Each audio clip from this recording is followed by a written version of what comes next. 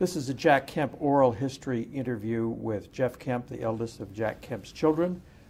Today is December 5th, 2012. We're doing this at the Jack Kemp Foundation in Washington, D.C., and I'm Morton Kondracki. Thank you, Jeff, for doing this. What would you say were your dad's foremost character strengths? Bill Bennett coined the term lift to describe Dad. So I would say that is it. But lift means optimism. It means encouragement. It means vision casting. It means bringing people to a better place in the future and giving them the vision and hope and encouragement for what they can be that maybe they don't even realize. So Dad brought that to all of us in the family, and he brought it to every audience he ever spoke to. He brought it to, bus boys and chefs in the back room of some hotel kitchen when he was supposed to be giving a speech, to $1,000 plate donors. He brought it to politics. He brought it to both parties. He definitely brought it to football. We can do anything. Let's come together. So that really was kind of the word that I used to describe Dad. Passion was one of his great characteristics. Intellectual curiosity, and he passed that on to us. We had conversations about ideas, and books were his food. And he was voracious and dog-earing all the pages and reading papers, going like crazy. And he loved his ideas, but he loved to spar to test his ideas, and he explored lots of other people's ideas because he felt it was a competition of ideas. The good ideas would win out, so you better be open to dialogue and debate. So intellectual curiosity and historical appreciation, kind of understand the big context. I think that was a great characteristic of his. His persistence, indefatigable was his favorite word, and it was also a character trait of his hero Churchill, and one of his. He wouldn't have made it in life, politics, football, with that. And I totally drew upon that and made it a part of my character that somehow helped me make it to the NFL. Both my character and obviously Dad's encouragement. He was just always saying, your day's going to come, your chance will be there, be ready, you can do it, think like a starter, and, in my case, God's providence of amazing blessings to overcome the odds and end up there, but Dad's encouragement. Well, speaking of football and all that, both of you were NFL quarterbacks, or pro quarterbacks anyway. So what did he tell you about the role of the quarterback as leader? Well, it was pretty clear that he thought that football was the greatest sport in the world, that quarterback was the greatest position. He never denigrated any other positions. He knew you needed everyone. Quarterbacks are nothing without linemen. He made that sort of team interdependence clear. But he also said that, someone has to take the risk. Someone has to step up. Someone has to cast the vision. Someone has to have confidence when others are faltering or worried or fearful. And the demeanor you project in the huddle is critically important. You don't say, oh, they're big, and the sweep play hasn't been working. I'm not sure if it'll work this time. So the persona of confidence that you impart to others, the vision that, hey, we're down 3 touchdowns, that's no big deal, we'll get them in the fourth quarter. Or we lost this game by 30 points, there everyone booed us, we're in 3rd place in the division, no problem. We'll win the next 4 games, win our division, and go to the playoffs, and we'll still win. That, kind of ever optimistic, persistent confidence is part of the quarterback's job. He talked a lot about the quarterback needed to envision things. And sometimes I struggled with it. I tried lying in bed, envisioning touchdown passes and fourth quarter rallies and drives down the field. He was a big believer in the power of optimistic thinking and visualization. And did he tell you any stories about his own experience with sort of picking up his team and having confidence be the deciding factor? Well, I think one of my favorite stories, and he didn't tell it often. He wasn't really a bragger when it came to football. One of my favorite stories was a game in Buffalo. It was during the LaMonica Kemp era when Dad was the starter, but LaMonica was the highly touted and much loved backup, close to starter from Notre Dame, Catholic guy, big arm, young, could throw the bomb, which my dad could throw the bomb as well. Dad could throw, anything. And Dad was being booed, and they were playing poorly. And they were in Buffalo at home being booed, and they were backed up like on the 5-yard line trying to come out. And he was being booed for going back onto the field on this series after the fans had hoped that in the next series they'd put in LaMonica. And when Dad came out, they were booing, and they booed him in the huddle, and they booed him coming out of the huddle, and they were booing at the line of scrimmage. And I think, the way Dad tells stories, there may be some hyperbole mixed in there, but it becomes true to us. And that's how you felt. They're all against you. And that's just extra fuel for saying, I'm not worried about that, but I'm going to show that I can do it.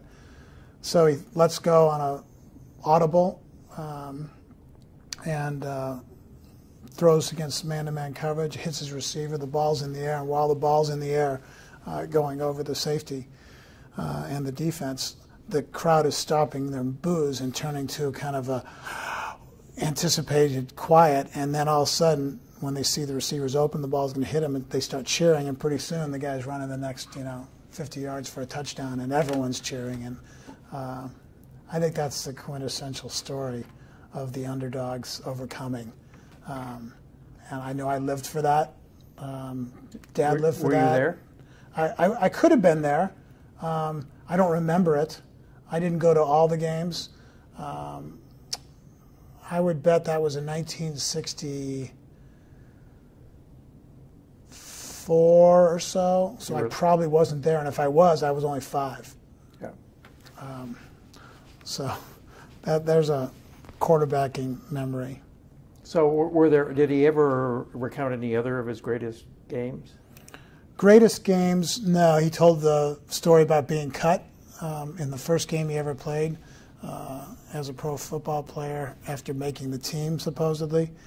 I think it was Pittsburgh Steelers in Los Angeles at the Coliseum in front of his mom and his dad and his brothers and his family, and returning home to say, hey, the long shot has made it in the NFL. Here he is playing against his heroes, the Rams.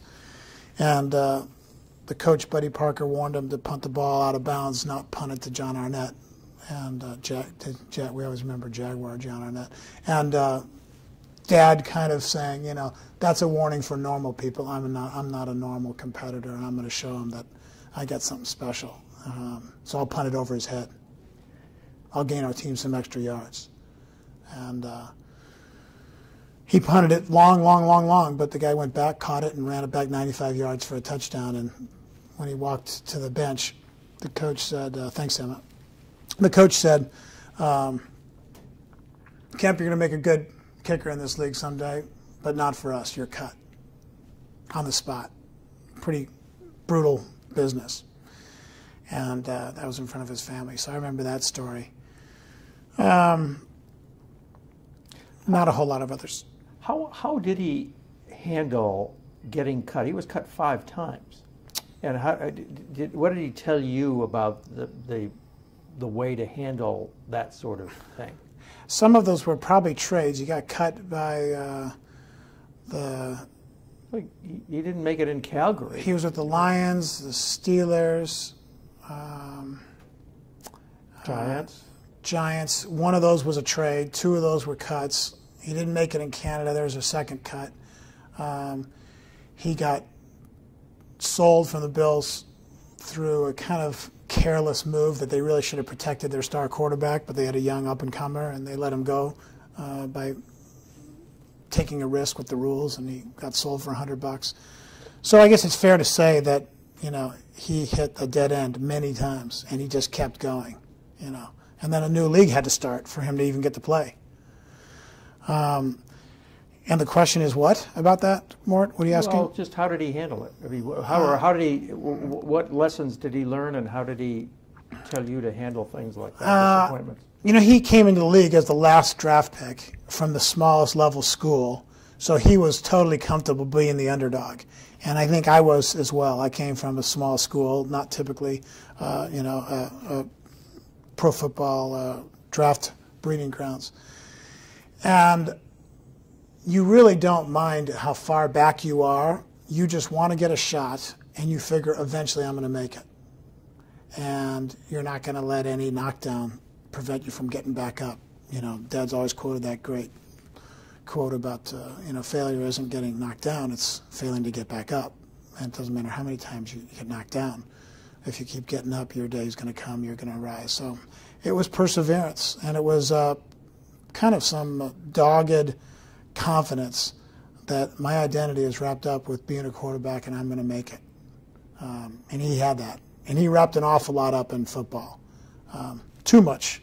And many football players today would probably wrap too much up in football. Many times it's because they had an insecurity driven by not knowing their father, not having the affirmation of their dad.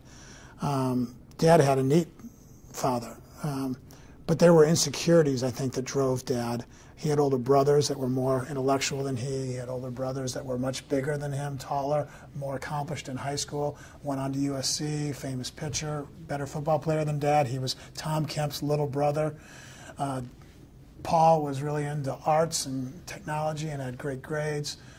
Dad was a jock, didn't have as great of grades or anything. Of course, he went to a good school. I don't know, whether it's the way we're born or bred that shapes our insecurities. I ended up with a bunch of them, not because my dad made me insecure, but because my dad's status as a famous person made me insecure. And, apart from a really radical spiritual experience where someone finds out who they are and God loves them and you're okay no matter what the world says about you, most of us are insecure. And I think Dad had a lot of insecurities that drove him.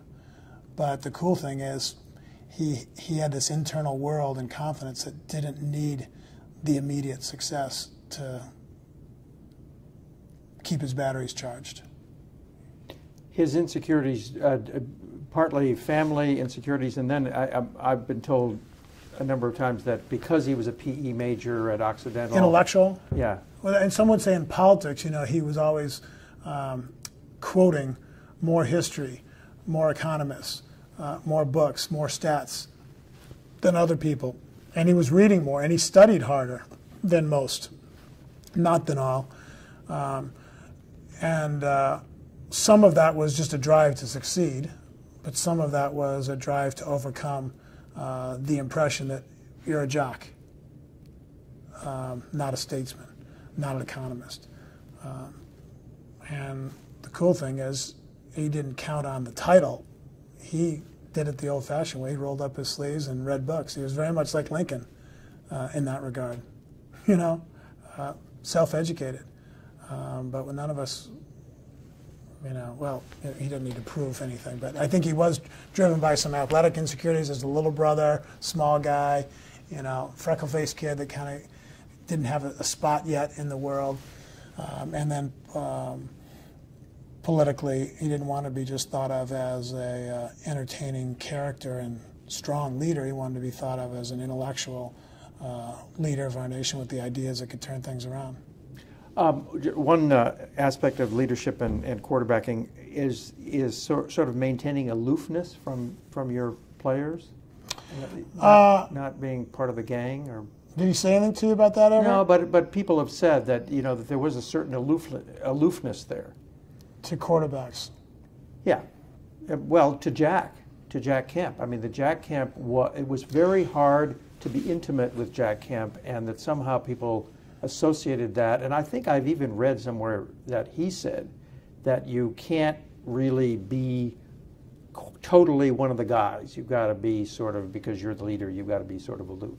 So. You've got to be, in his mind, above susceptibility to the emotional ups and downs and some of the game playing that the workers, the guys, are going through. They have to know that you're operating at a different level when they see you in that huddle. I don't believe that has to create an aloofness, per se. But it's common that it does somewhat. And I think Dad probably saw that there was some need for staying above the fray so that they could look to you in a special way, the way we'd look to George Washington on that horse. But I don't think he tried to cultivate that. I think his aloofness, as it grew, perhaps,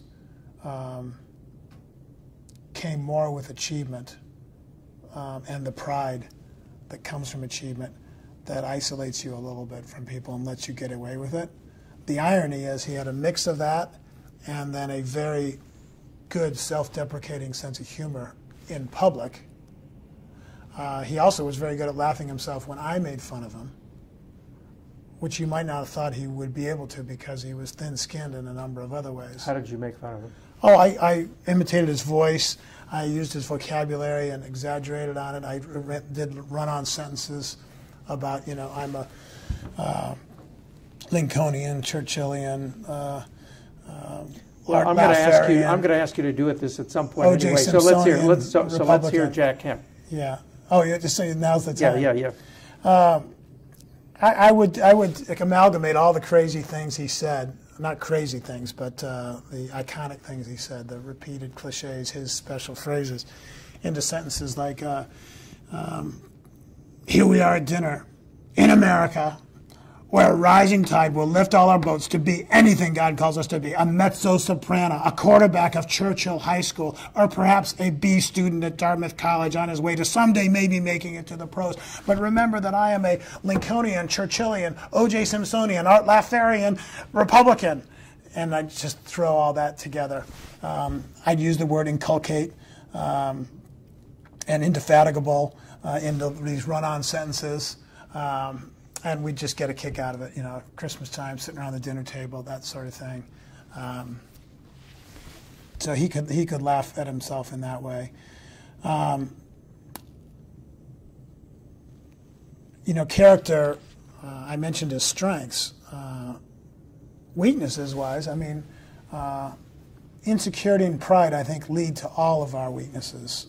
Because we all have pride, but some of us denigrate ourselves because we worry so much about ourselves. There's a certain pride in that. Others overinflate themselves out of insecurity. But it's still kind of going back to, boy, I'm important and I got to make the world feel good for myself. He had some infatuation with finally being successful and significant. Mm-hmm. In what way? That he wrapped up his identity in the ideas and achievements and impact that he made in the world, more so than, let's strip all that away and we're sitting in this room, you and me, two people. And that's what sometimes made it harder to connect with him for people. He was very hugging and touching and encouraging and kind and wasn't putting pressure on his kids and stuff. But we didn't get drawn into his personal struggles and intimate things that you'd kind of like to. You know, what was it like when you were third string in high school, Dad? You lost that debate against Al Gore. How'd that feel? He wouldn't avoid admitting that he lost it, but he'd want to get off the topic right away. Mm-hmm. It was like he always wanted the next chapter to come rather than maybe processing the past chapter. And there's some health in that because some of us get trapped in the quagmire of looking for excuses and victimhood and blaming stuff on others, or we can dwell on our weaknesses. But I think there's also, you know, health in transparently processing what really happened and where I was wrong or where I was hurt and what I was feeling. And those were the chapters of his life that I yearned for that came at the very end when he was facing tough things and cancer being the peak of it. And I felt like he turned a corner in that regard to my relationship with him. So I look back on that bad time as a good time because it allowed the relational depth and dropping of the guard, and there was no longer insecurity or pride or image or worries about our imperfections or faults. So I want to get to that. also, I mean, he could be kind of obsessive about something, like Michael Jordan basketball. And I think when he wasn't completely happy with how his political career or his personal living up to his standards was going, you know, like Rob Norris said at his funeral, that he was a wonderful man, but he faced some demons. And some of that kept him secret and hidden. What were his demons? And I think a lot of them were tied to this need for approval, and also not being able to candidly face what my weaknesses are and apologize, and they kind of build up. And Bob kind of left that to, because it was like Dad wanted to be the very best possible person he could be for Mom and for us, and for himself, for God. But he wasn't, and didn't really know how to process that well. I don't think he really understood the grace and forgiveness that Christian faith, you know, represents. That's what was exciting about the end, the sense that he had that. I don't have to earn or fix or hide or perform. I'm loved, and not for a list of things I've done or achievement, etc., or bad things I've conquered or not done. So sometimes it would seem like he'd get obsessive on his ideas. You know, some would say obsessively, just tax rate reductions are going to change the moral code of America. And I heard the more full story. I knew what he thought about the comprehensive scope of history, and that the family matters so much, and social issues, like Bill Bennett understood, were very important. Dad had some good instincts about how to get to them. You weren't going to jam anything down people's throats, especially in America. But like Michael Jordan, when I can't remember when his political career was starting to be on the wane a little bit, and it wasn't as fun to be not be on the rise anymore, and not be thought of as the next hopeful. After '88 or what? Yeah, I would imagine that was it. And Michael Jordan was in his heyday. Dad would fly to Chicago or New York City and go watch Jordan play basketball and get ringside seats, and just loved that. He went to Don King. He was friends with Don King, and he'd go to boxing matches. And those weren't things that he had no time to be a fan early in his life. He was either a player or he was a doer, leader, politician. So what was the Jordan thing about? It was about it was a fun hoopla. This was one of the greatest in the world, and he liked watching it. He liked being close to it. I'm sure he met him. Anyone that was interesting, he would meet, and they'd be interested in him because Dad was big and passionate and interesting.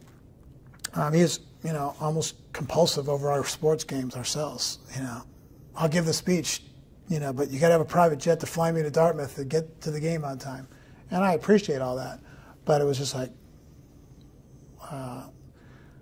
maybe over the top. So I was just trying to give you a balance of this passionate, excitable, encouraging, leadership-giving guy that also had a quest to succeed, that when things weren't going as well, he could be compulsive toward either trying to succeed or distracting with something else when it wasn't going the way he wanted.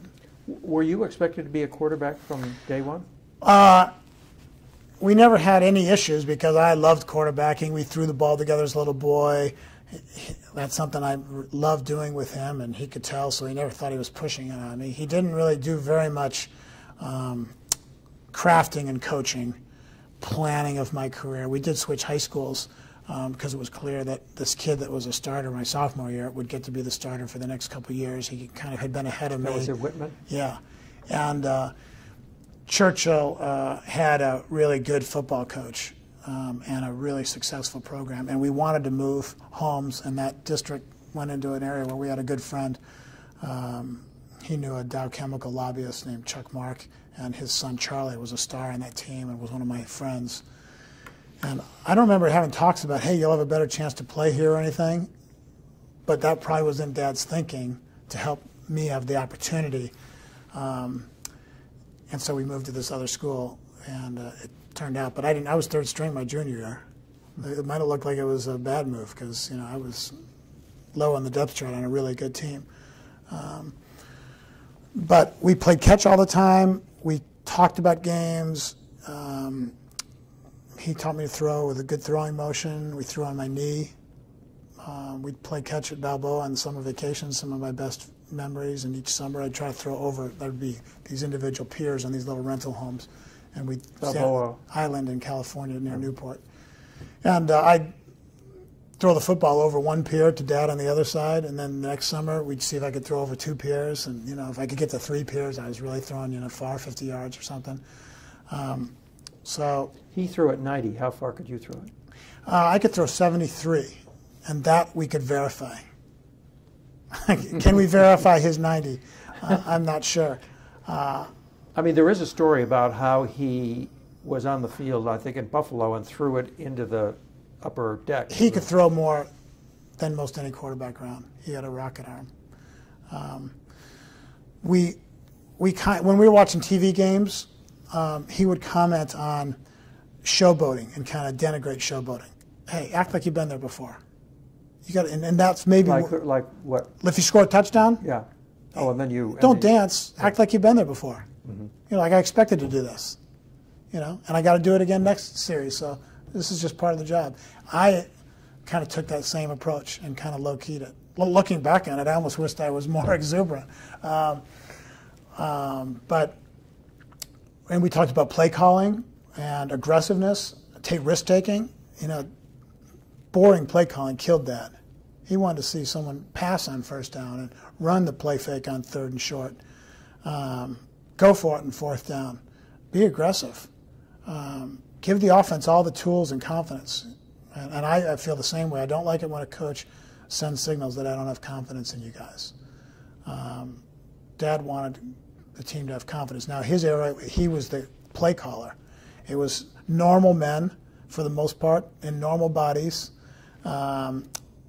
getting paid fairly normally, playing for the love of the game. They were the best in the world. Even then, it's always been the very few who were the best who played in the NFL. But their bodies weren't freakish, and for the most part.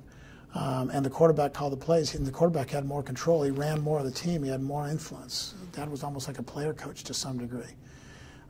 I was in an era where the coaches were more dominant. There were far more coaches on a team. They worked all year long to create their game plans and stuff. It was year-round, whereas Dad's group had jobs in the off-season. And a veteran like Dad could really exert a lot of leadership, and the players needed it. And he had some power with the coach. I remember Dad talking about Lou Saban being down in the dumps and not talking to the team for a week one time, and Dad went to his hotel room and knocked on his door and said, "Coach, you got to talk to us. You're the coach." It's like a minister that doesn't want to come to church. They need you there. It's your job. And Dad talked him into that. Another time he wanted to bench Dad after they lost the first game of the year and thought that the season was over. And he said, "Coach, we just lost 1 game. I was your starter. I took us to the championship last year. I can take us there again this year. Don't worry. Let's go." So he had a lot of influence with coaches. I was more intimidated by the coaches, and I was also in an era where the coaches dominated things more, and the quarterbacks called the plays that the coaches sent in. And as a backup quarterback, it took a lot of guts for me to change the play because I thought, hey, they may not like it. I may be kicked out. Dad had guts more than I did in that regard relative to coaches. Some of it was the era. Some of it was his personality. I was a firstborn son that wanted to please my folks, please everyone. I'm not a typical firstborn. I'm pretty bold and very impulsive and not afraid to say things. I don't play a cutesy game, but I definitely wanted to please my parents and I wanted to please coaches. I did have a respect for authority. So other than the size of the players and the fact that the coaches call the plays, what do you think the differences are in football between that time and when you played?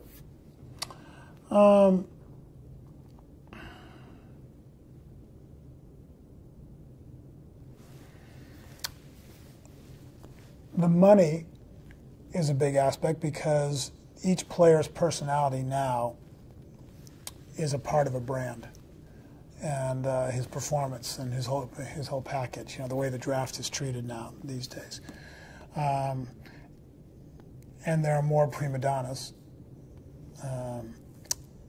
There's a lot more pressure these days. The speed and the danger are higher now. You know, and it was more when I played than when Dad played, and it's more now than it was when I played. The complexity of it has gone up to where you have got to devote, you know, 80 hours a week as a quarterback to knowing your stuff. And Dad was bright. You know, he knew how to pick a defense apart, but he wasn't afraid to take risks and throw interceptions. Back then, the great quarterbacks had more interceptions than touchdowns because they were always taking risks. Greasy and Dad and Dawson and Namath. You know, today, boy, the quarterbacks are so disciplined, and they know all the statistics, how important it is to avoid interceptions. And their study of the other team and game film and stuff is really intense. So it's more demanding now than even then. But when you're on the field, it's still pretty pure. It's still football. So how did he behave? When he went to all your games, 90% of them, or yeah. So from the time that you were at Churchill all the way through. So how did he behave at the games? Did he pace the sidelines? Did he sit in the stands? I mean, how did he? I think he would pace occasionally, but not right on the sidelines to where he would interfere with coaches or be visible to players. He may have to take a walk or something if he was frustrated by the play calling or something. He would sit in the front row at Harvard with this 8-foot, 10-foot cement wall around the stadium, and I know from everyone who's ever seen him think that he'd rub his slacks and wear down the tops of them from nervousness. And he was more nervous for me playing or Jimmy playing than he was for himself. But that's not uncommon. I felt the same thing with my kids to some degree, but not as intensely. I could remember the tapes of my dad, so I could kind of calibrate, you know, tell myself, hey, chill a little bit, Jeff. What do you mean by that? Just to be calm and not get overly nervous around your kid's performance, you know. He was intense. I remember one time he was frustrating him that at Dartmouth versus Harvard we weren't moving the ball well, and part of the reason was their coverage was deep and we were trying deep routes. And he said, they're playing so far off, you should just take the ball and throw it to Dave Shula on a hitch or a quick out. So I'm on the sidelines and he's saying, take the quick out, take the quick out. Now, where is he? He's in the side. He's in the first row of the stands. You know, you can hear him yelling at you? 30 yards away, 20 yards away. And I said something like, be quiet, I know. And I did end up taking the quick out, and it ended up helping. And it was good advice. But, I mean, all the parenting and coaching books would say for parents to stay out of the game and just tell their kid they look great on the car ride home. But I didn't have problems from my dad at all. He was awesome overall. That was more humorous story. He was not a intrusive dad, but he was intensely a fan. So if you did something right, you'd hear it from the stands? Yeah. And I don't remember really hearing him yell, way to go, Jeff, or anything. He didn't make a spectacle of himself. If he went to a game, did he attract attention? Yeah, he attracted attention. He brought Pete Rozelle to a game one time at Columbia and had other people with him to watch games. So did he become a focus of attention at these games? I mean, moderately so. Television camera switched to Jack Kemp in the stands? In the NFL, they'd locate him. They'd have him up in the booth at halftime sometimes when I'd play. It never became excessive or a bother to me. And Dave Shula and I were asked questions frequently at Dartmouth about the father shadow. You know, what's it like being Don Shula's son? Well, I think it was a bigger deal being Don Shula's son than Jack Kemp's son, because Don was still in football. He was a Super Bowl coach. Shula was just like an icon in all of football. But Dad was a big deal in Congress and in football. So I had my own cloud of expectation that I'd be a leader, that I'd be a success. That was probably the only option for me that I could anticipate. Dad didn't really tell me that. Mom didn't tell me that. But I viewed life that way. I think my being a pro athlete and not as huge a figure or star as my dad, it's still been a big deal to my kids. And I've kind of gone out of my way, knowing what it was like under his shadow, to let them know, dude, you are awesome in and of yourself, and you don't have to play or impress me. And I tell them about silly things I did and mistakes I made, and kind of reduce the pedestal, so to speak. Dad didn't add to the pedestal any, but people would say, oh, you're Jack Kemp's son, you should be a good quarterback, you know, that kind of thing. I even had a son of mine get drafted first in a baseball draft just because his name was Kemp and I was the Seahawks quarterback. And he was terrible at baseball. They got him on the team and they're like, you know, he's big, he's fast, he can throw hard, but he's terrible. And he throws it all over the place. He's just uncoordinated, he can't hit. But they just assumed the kid's going to be great. Yeah. So did he talk about his mistakes? He told those funny stories. Did he coach you while you were a player? I mean, no, he's never a little league coach. And we'd occasionally talk about looking out for the blitz, or you got to, you know, step into that pass or something. Can't throw it off your back foot. Moderate little things like any dad would probably say to his son, but you know, I believed what Dad said. No big critique after games. No big critique after games. No, he's positive. He's proud.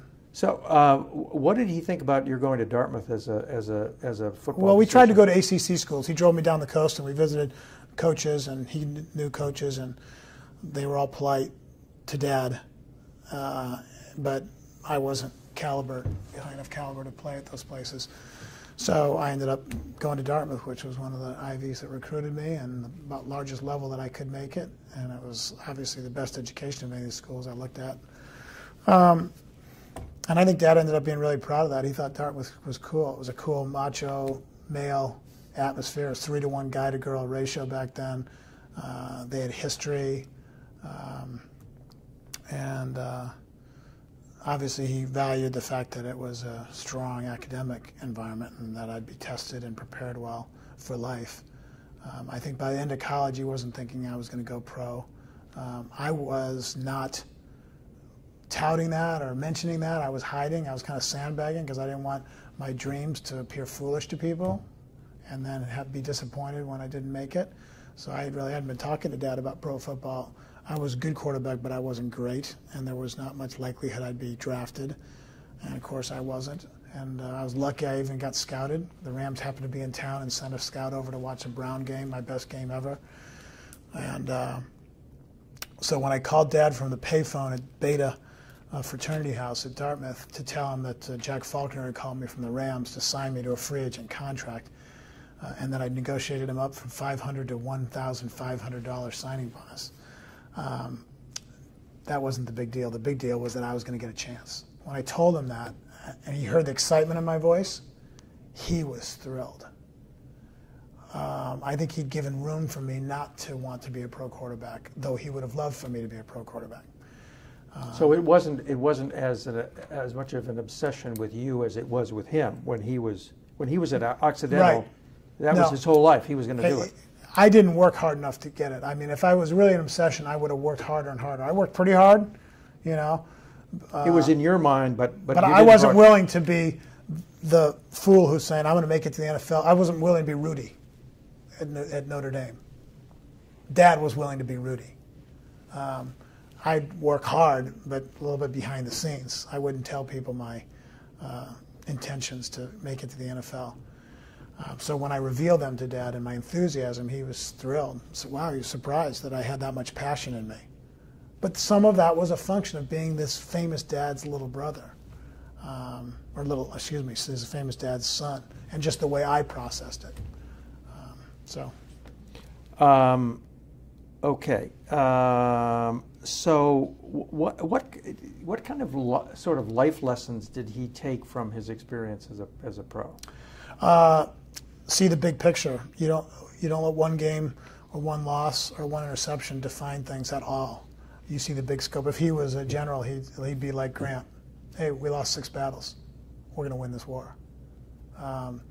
He saw the long scope. He saw history. He saw vision. We love that quote. I got it from him, the Jonathan Swift's quote, "Vision is the art of seeing what is invisible to others." That's a quarterback's job. Dad felt that was a coach's job. He felt that was a Secretary of Housing and Urban Development's job. He felt that was a president's job or a presidential nominee or candidate. You need to have vision that lifts people to the future and helps them see more of what's possible. Reagan was a great political visionary that Dad loved. And Lincoln's speeches, Jefferson's Declaration, that's quarterbacking in his mind. So the quarterback has to see the big scope. That lesson came through. Secondly, you're a Kemp, be a leader. Jennifer, Judith, Jimmy, we all heard it. Now, what does that mean? Every time we walked out the doors, remember, you're a Kemp, be a leader. And what that meant was live up to your high standards. Live up to your potential. Make a difference. Don't follow the crowd. I think it was partly a parenting phrase for make good choices and don't compromise. Don't go out and drink and get drunk and do dumb stuff. Don't mess around with girls and get yourself in a bad spot or treat someone wrong. But I took it, I know it meant that. Like Stacy's dad would say, be safe when she left the house. So from a parenting standpoint, be a leader meant God has a big purpose for your life. Stay on that path. Don't deviate to lesser activities or efforts. Don't think small. Think big. Think well. Think correctly. Think optimistically. Over the course of life, I knew that be a leader meant use your life to make a difference for others. Help chart the path. Don't follow the crowd. If everyone's saying it and it's wrong, be willing to say it. Be willing to speak up against it. Everyone's, vice versa. Did all that get spelled out? Parts of it did, but no, it didn't all get spelled out. It was an amalgam of all the different dinner conversations and the certain Bible verses that he liked.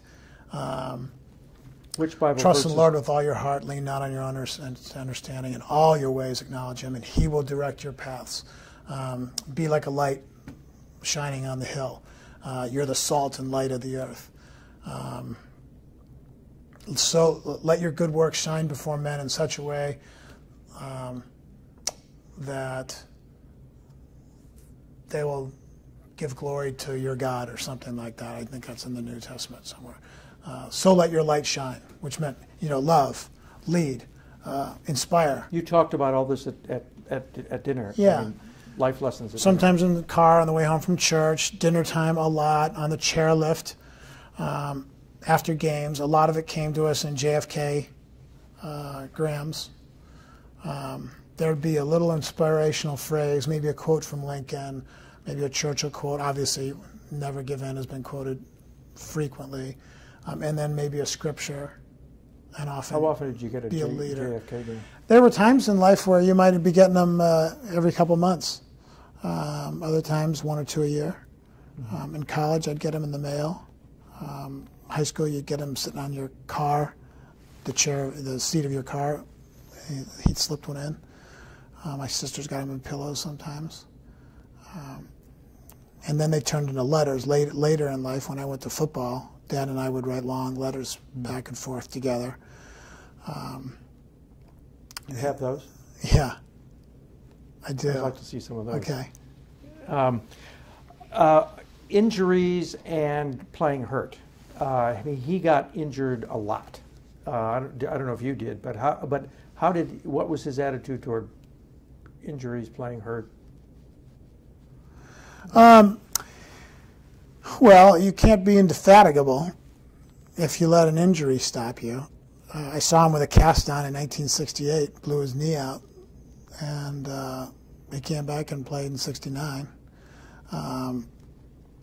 And, we've all heard the political stories about it. I've been knocked out 11 times, broke my shoulder twice, my finger 8 times, this, that. He played through pain. He was, that's part of leading. It's part of football. A lot of the linemen endured worse stuff than Dad, the quarterback.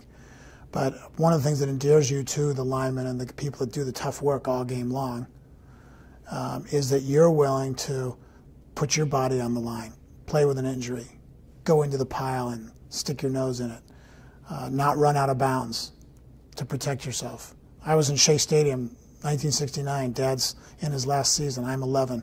Mom took me. We're sitting in the stands, and he's running down the sidelines. Doesn't duck out of bounds. Middle linebacker hits him. He takes him on. You wouldn't do that today. Quarterback would be mad at you. And a coach would be mad at you for that. And Dad was knocked out. He was out cold, laying in the mud for minutes, not moving. And he went to the hospital, spent the night. You know, that's when the infamous joke that he tells came into being, that the papers in Buffalo read, X-rays of Kemp's head reveal nothing the next morning. And I've used that joke. I've had the same X-rays of my head, and I was able to play the next week. So in essence, it did reveal nothing, but it's a great play on words and a fun way to make fun of yourself at the beginning of a speech or something. So that's like the commander leading troops into battle. You got to do it fearlessly. Yeah. Yes. Yeah. Toughness. How did he handle losing, and especially his own mistakes and other people's mistakes, both football and otherwise? Yours. I don't think he hated to lose, but he didn't brew on it. He remembers seeing coaches who brewed on it, stewed, sank in depression. Saban was that way. And I don't know if Dad learned by observing how dumb that was. I think, Dad grew up in a Christian Scientist family. Mom is Presbyterian. He joins a Presbyterian church. He maintains, well, he can't help but maintain a mental framework drawn from his optimistic, metaphysical, think well and be well outlook on life. Think good thoughts, things will go well. He can't help but, what question am I trying to apply this to? Well, this was injuries, but to losing. Losing, no, yeah, he can't help but think this is but a temporary distraction to the ultimate goal. We will win next week. We will turn around the fourth quarter. We'll win next season. That's one of the great things, to be that intensely competitive in the moment, which he was. What he was like speaking to an audience in the moment. He was completely, absolutely, totally there. Jack, you have 5 minutes to your plane.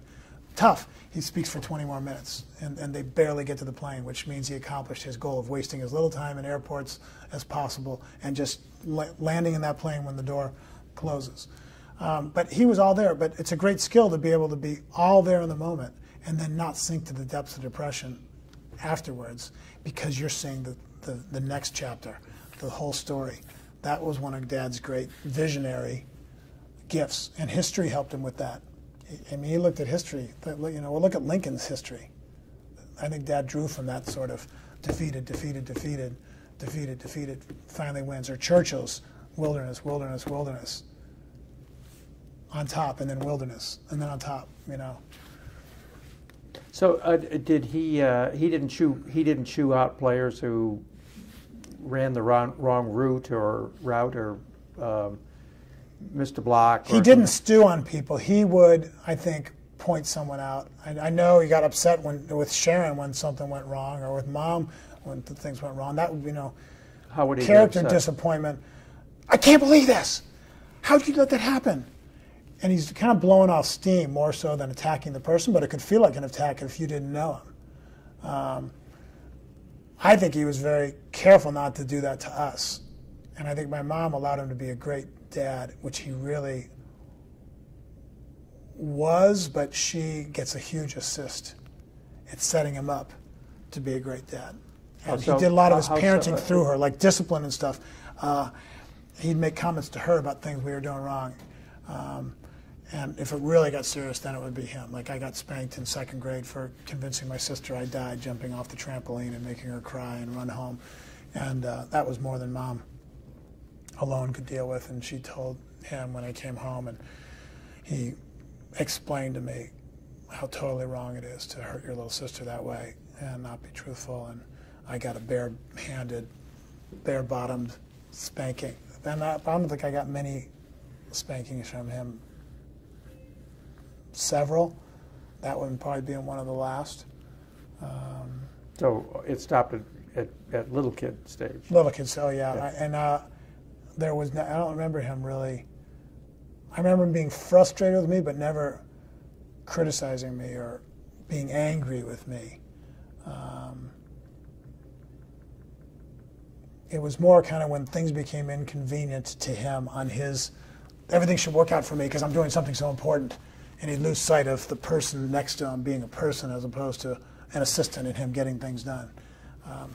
That was where some of his maniacal, goal-oriented stuff could lose his temper and say something brief and cutting to mom or to an assistant.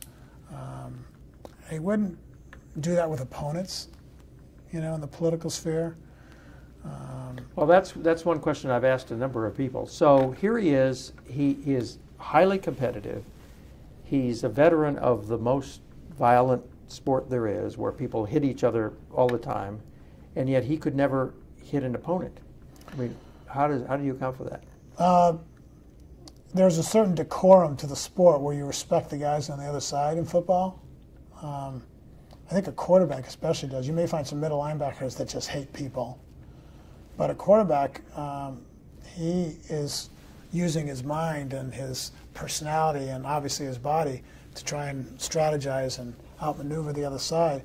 But you're shaking hands afterwards and you're respecting them, and you get traded from team to team too. It's all one big league. You need each other to play the game. And I felt like he had a fundamental idea that people were not opponents, ideas were in politics. And he didn't really lock someone down to the ideas they espoused as always being stuck with those ideas, that they can be changed. Like when Lincoln said, you turn an enemy into a friend and he's not an enemy anymore.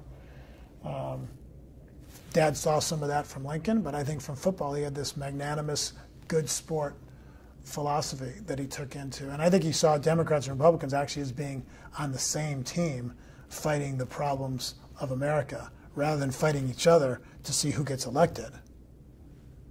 And it wasn't perfect. I mean, he'd get more mad at Republicans than Democrats because he wanted Republicans to win so they could advance their ideas. And when they didn't advance the ideas well, it bothered him like crazy. It's like yelling at a lineman for not getting his block. And I'm sure Dad was tougher probably on his lineman than I was. So we've covered a little bit of this, but so what was it like growing up with a famous father? Fun. Went to the stadium on Saturdays in Buffalo. Paul McGuire and O.J. Simpson and Eddie Rakowski and Cookie Gilchrist and those guys. Cookie gave me a train set for Christmas, and other players were friendly to me. They'd come over and play bumper pool at Dad's house. Dad had Buffalo Bills rookies lead my birthday party, come home and lead us in games, races, relays, contests, throwing contests, speed races for one of my birthdays. He brought 2 rookies home, kind of made them feel a part of a veterans family, and made me and my friends have a great time with these rookies organizing these games. What exactly was his relationship with O.J. Simpson? They just played one season together. One season together, and O.J. complained that Dad threw too much that year. I read that in the book, O.J. Simpson, Education of a Rich Rookie, which talked about Dad, and I read the chapters about Dad a lot. And he talked about Dad reading books on the plane, and he really respected Jack, but he thought he was pass happy, threw the ball too much, thought he should be giving him to O.J. Probably the case. And then, Dad was from L.A. and O.J.'s from L.A., and so they had that in common. Dad's brother went to USC, and Dad loved USC, and O.J. went to USC. So they were friendly and got to know each other. And then they stayed in touch through the years. Dad was in touch with Jim Brown, I remember, and when there were riots in L.A., Jim Brown, who's worked with the Crips and the Bloods, was the security for Dad going into places that Maxine Waters wouldn't go, and was upset that Dad did go. And that was just like Dad feeling like, man, if there's a fight in the locker room, I got to go in there and heal it because I know these guys. I got to help them. And we know he identified with the underdog. And we know his religious political philosophy was the gospel of the Good Shepherd, leave none behind. The Good Shepherd wouldn't leave that one. So African Americans going through the Civil Rights Movement, seeing them say, we're not going to play in New Orleans, they won't let us go in the same hotel. And Dad said, you're not going to play the game? We won't, we support you. We won't either. So they moved it to Houston. Going through all that, he was an underdog, and I think he viewed many immigrants, and especially African Americans, because of slavery and discrimination and prejudice, as underdogs. So he was a hyper buddy to them. And O.J. was one of those success stories and talented guys that he enjoyed. Right.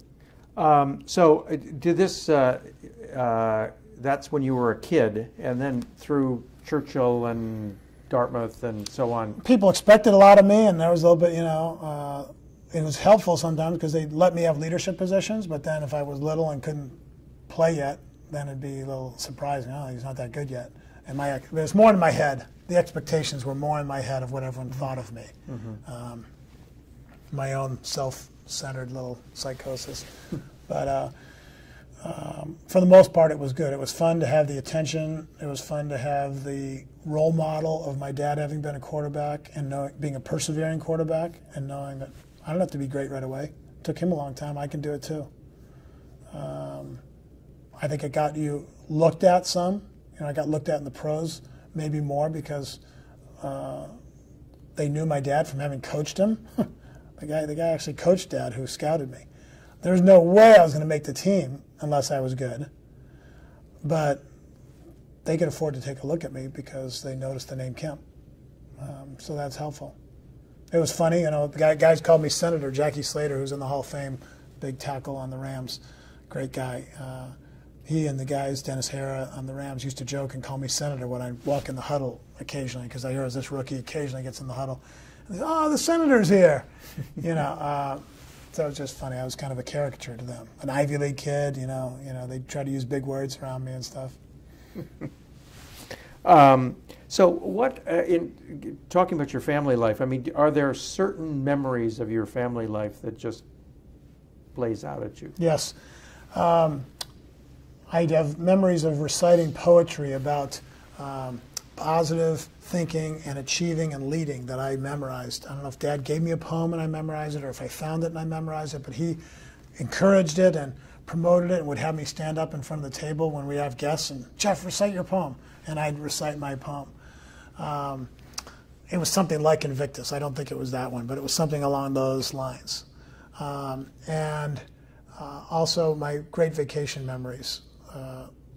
Dad was great to gather our family together once we all grew up and get us back together at Vail, but we did it when we were a young family, and they'd scrape the money together and go to Vail, or Snowmass is where we went the most in the first years. He got in early at this new little ski resort outside of Aspen, and so we'd have these ski vacations with other family friends. We'd all wear yellow hats and yell Yogi Bear to see each other on the chairlifts. Kind of a big team of families, and that was fun. Going on the chairlift with my dad, knowing that I impressed him and he was proud of me as a skier, because I was a really good skier. He got me started racing and stuff. Going to the ski store in Buffalo, in Williamsburg, to his friend Donnie Sheriff's ski store, and seeing all the cool skis and knowing Dad was going to get me some for Christmas. Maybe a little version of the cool Rosinells that he had, because he always had the best skis.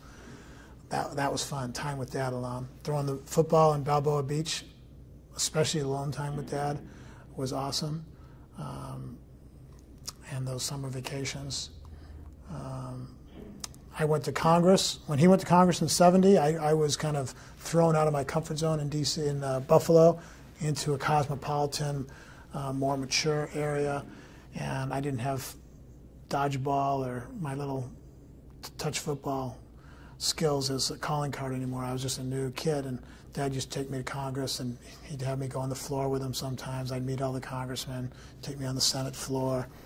He would show me around the building and let me go free, and I'd find my way through the Capitol Underground to the gym. You couldn't do this today, I don't think, but I would just work out at the gym on my own. take saunas, jacuzzis, lift the weights, play racquetball, paddleball, test out every machine possible. Bill Cohen and I used to play, not exactly racquetball, I think it was paddleball against a wall together. And he remembers me from when I was a little kid there. So being brought to Dad's office, checking out all the things on his wall, the pictures and trophies and gifts from other leaders and stuff. Those are good memories. Talk about dinner. So what's dinner like at the Kemp household? So just coming back to the point about your dad feeling like an underdog with the African Americans, what was that about? Well, I said he was a champion of the underdog, and I said that as the third boy in a family of 4 successful boys and little brother to Tom, he felt like an underdog. And then he goes to Occidental and wants to go to the NFL. He's an underdog. 17th round draft pick, he's an underdog. He's cut, he's traded, he's cut, he's rejected in Canada. The NFL can't accept him with the 49ers. A new league starts.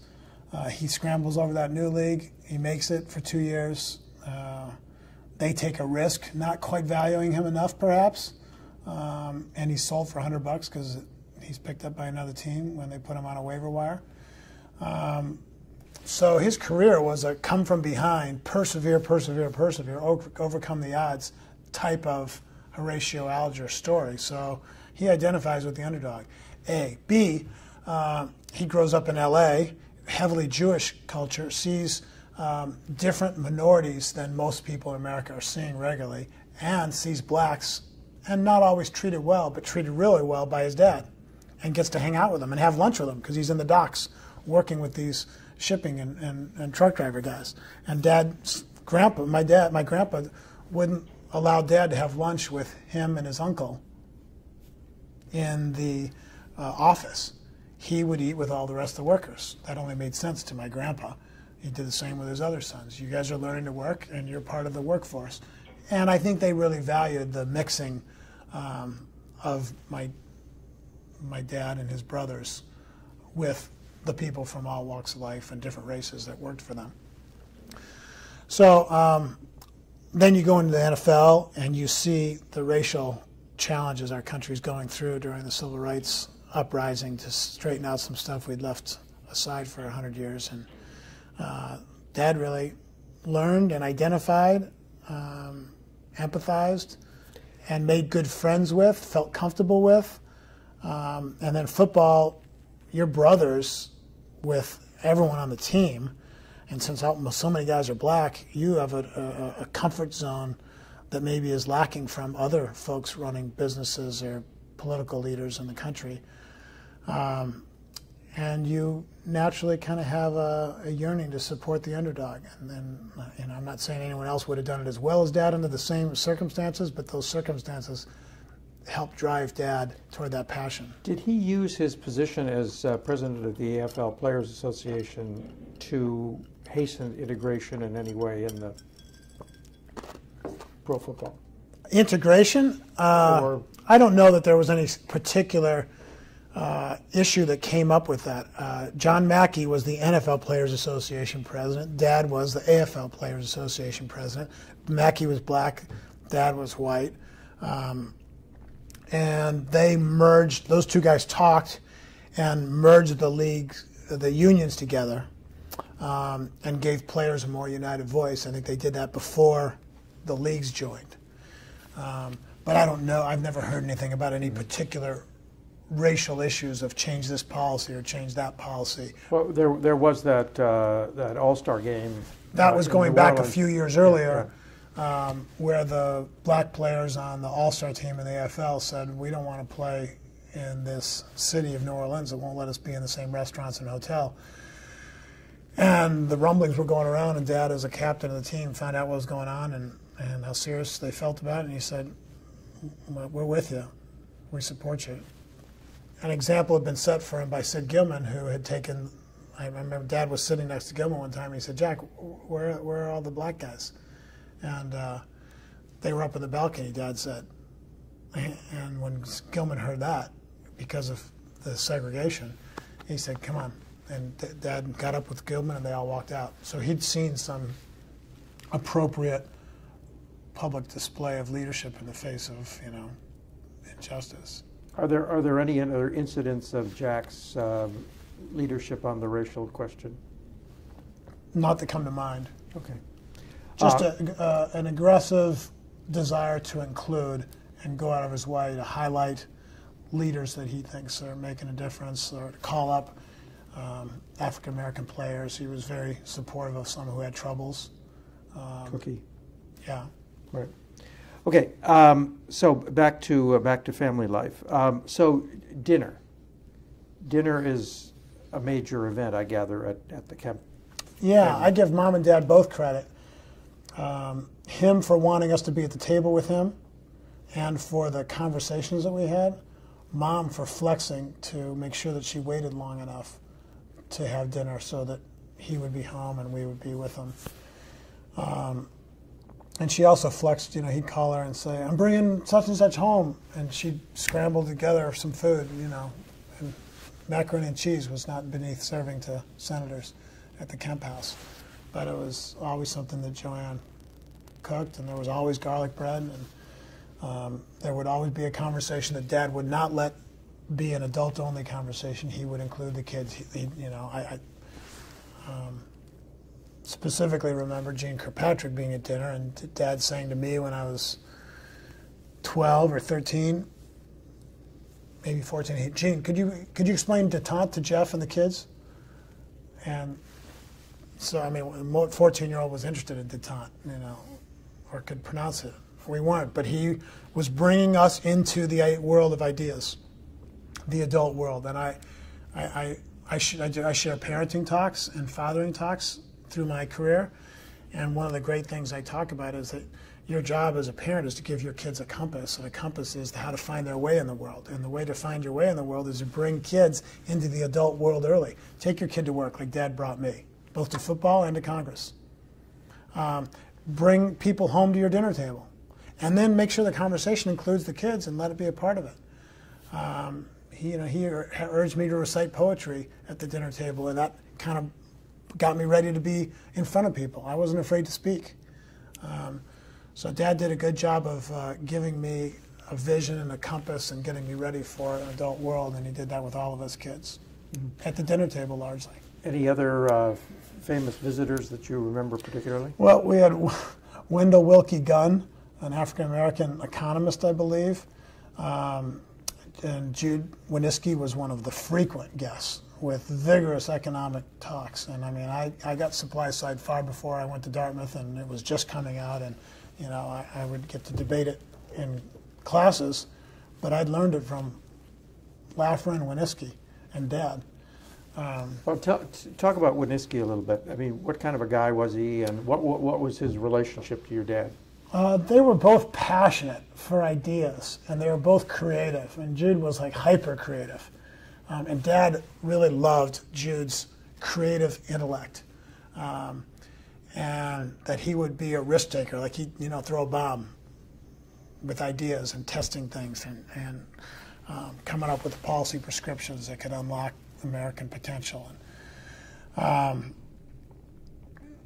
He wanted your dad to run for president against Reagan, for heaven's sakes. Yeah. That would have been a bomb. And Dad, he loved Dad, and Dad sometimes was too susceptible to loving people that loved him. And one of the most fun ways that I made fun of him, and Dad allowed this, which is another one of Dad's great characteristics, but in pointing out what I thought was one of his weaknesses, was that he let his importance and success and achievements and ideas and notoriety become kind of fused with his personality sometimes.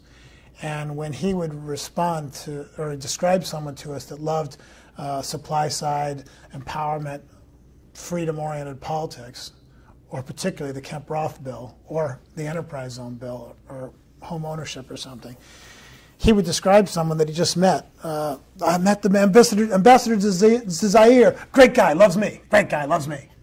And so that would be the way I'd make fun of Dad. Don King, great hair, loves me. But if and even OJ, You know, O.J. loved Dad. Dad would see by faults. I'm not saying that he excused any of that, but I mean, he just loved the people that loved him for his ideas, and he kind of fused those together sometimes. And sometimes they like you for your fame. Sometimes they like you for the power you provide. Did he get confused about why people loved him? He was very astute politically. He was less ambitious, which was his biggest problem politically.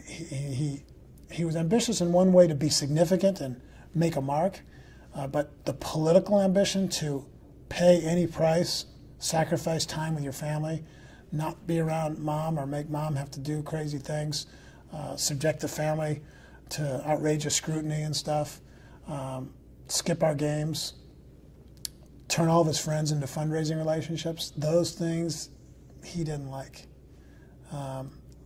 Toughen up and make his message more harsh because political consultants recommend you do so. All that stuff hurt him. And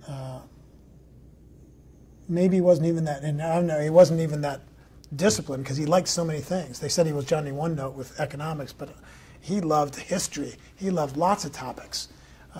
He'd want to talk about Soviet Jewry or the gold standard, you know, and be, quote, off message. But I don't know how I got into that. It was about dinner. About dinner.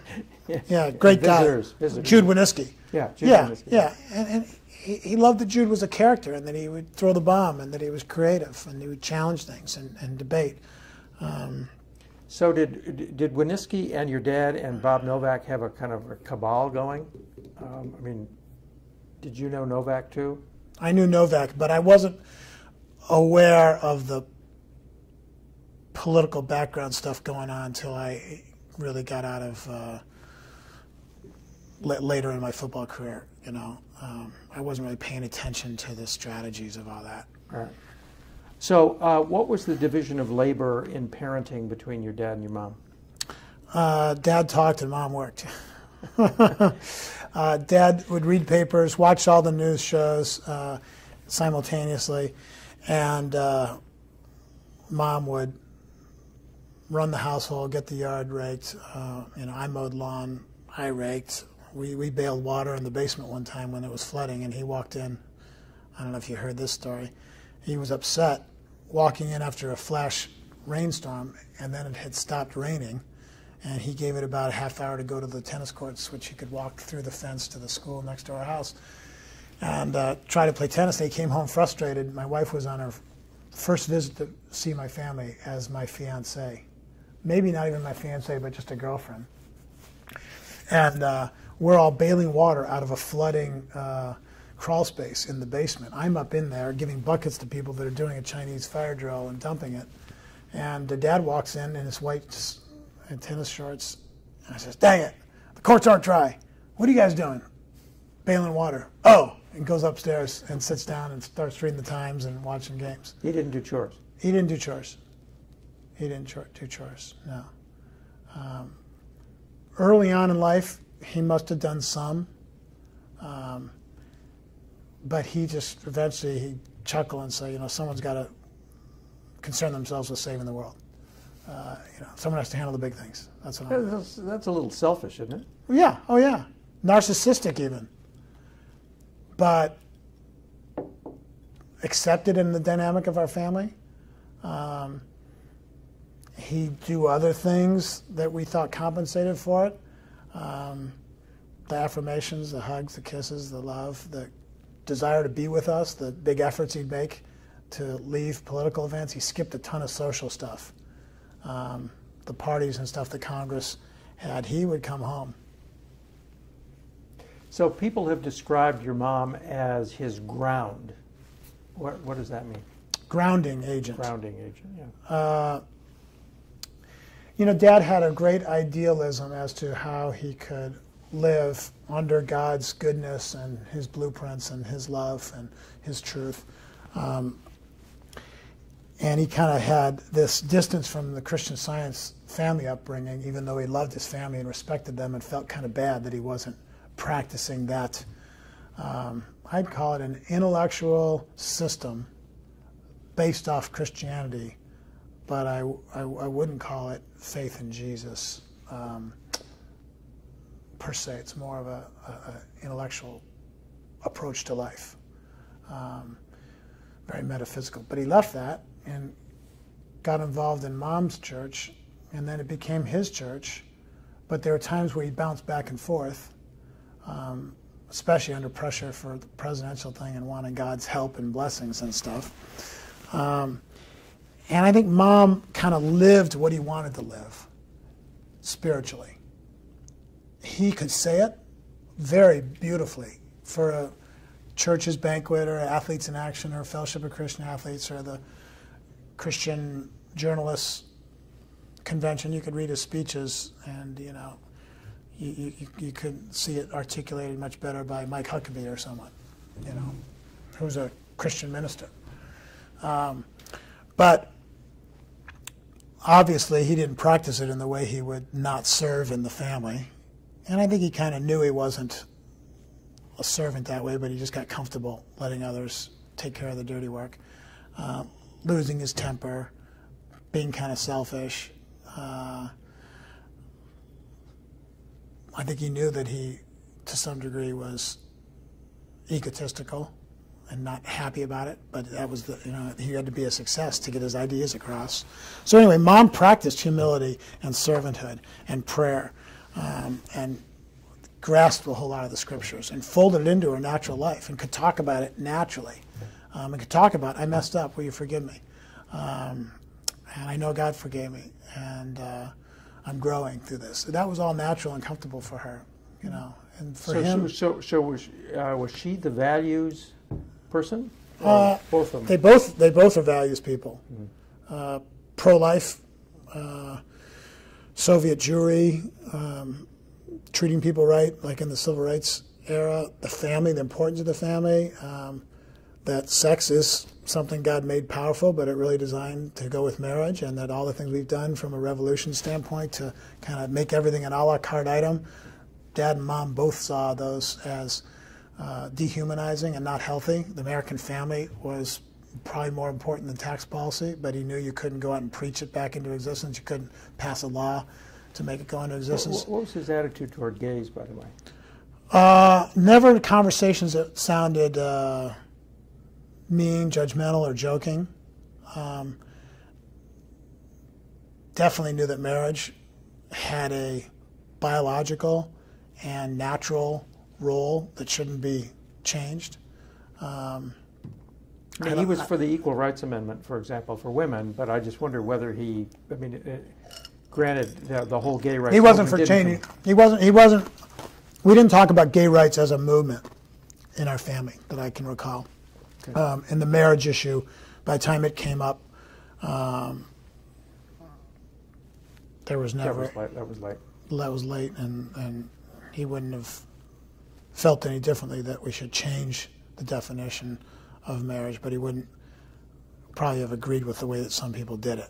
Right. Same way he didn't like the way the immigration issues were handled in the Republican Party. Let's talk a little bit about this Christian Science and regular Christianity issue.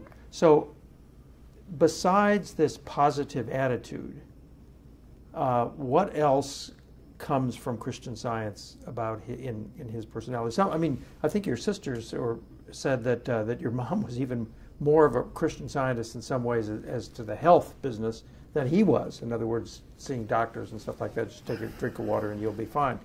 But what was there in Christian Science that was part of his character?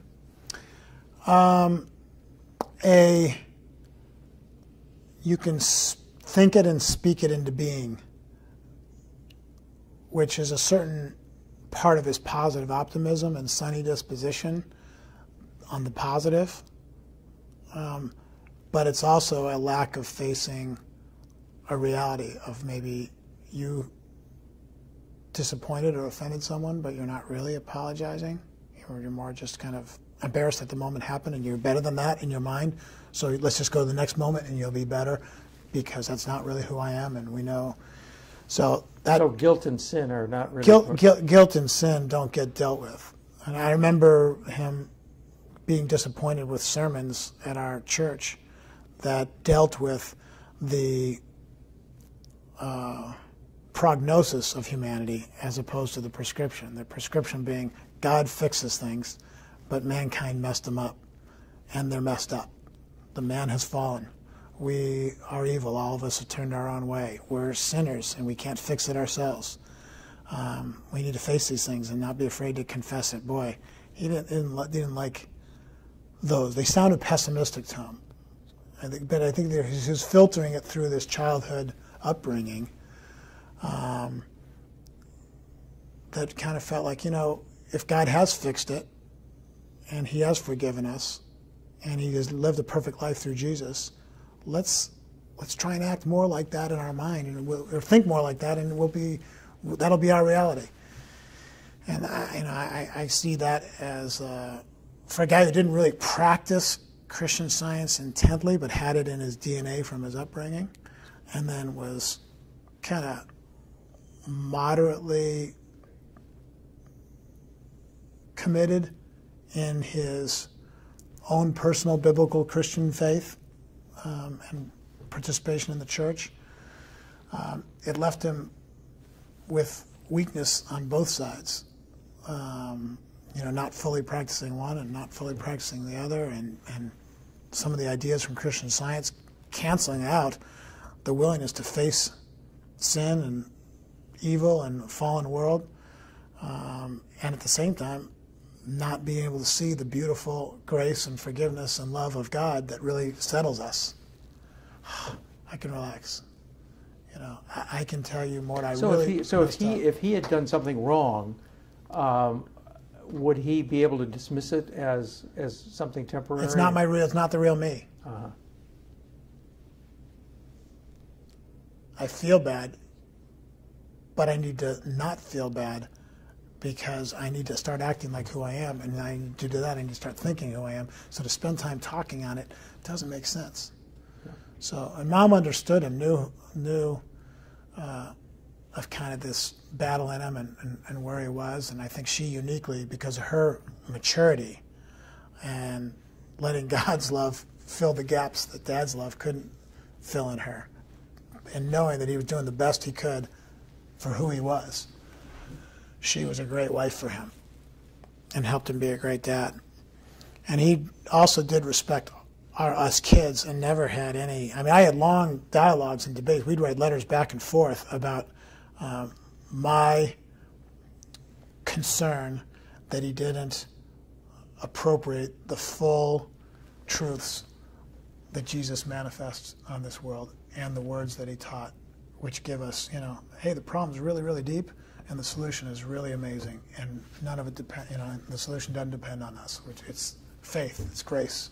You accept it, and with that, you can be more transparent and more straightforward and more forgiven and more free. And even from an evangelical standpoint, my outlook is I kind of take everything that Jesus says to be truthful, and I feel like if you humble yourself in life and accept him, then his promises of eternal life and forgiveness are applied. If you don't humble yourself and try to fix things yourself, try to just be good enough or avoid bad stuff or practice some religious thing, then those words, I am the way, the truth, and the life, and there's no way to the Father but by me, mean that you're trying it some way other than by him, which is obviously not by own merit. So So I was concerned for him. Even like maybe the whole picture of having a relationship with God in itself and the eternal life that comes with it wasn't as clear to him because it was fogged by this. Secondly, I just knew that the peace and freedom and personal humility and style of living that Mom had and that I was aspiring to and kind of opening up to was something that I felt he needed. So we'd have these dialogues. And very respectful and loving, with lots of affirmation for each other going both ways. It was very hard to. He's so talented with words. To have a conversation across a private table with him about this topic, or something maybe that he did that offended you. Very hard to have. He wouldn't. very hard to have. I don't know. Sometimes it'd be language, sometimes it'd be a spirit. So you just not feel as comfortable going there. But in letters, we went there. And he was pretty transparent and honest and generous in his letters with me. I look forward to reading them. It sounds fascinating.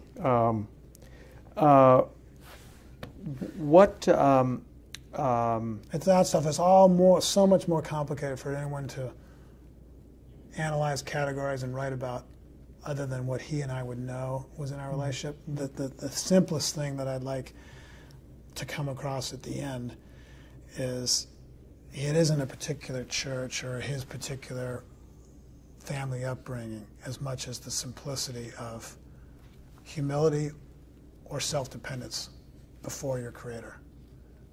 And in the end, I felt like there was great humility and great connection between him and me, and great connection between him and God. And he prayed blessing over me that changed me, and I always remember. And I prayed blessing over him that I know he counted on and appreciated, and viewed the love of his family next to God as the greatest thing that ever happened.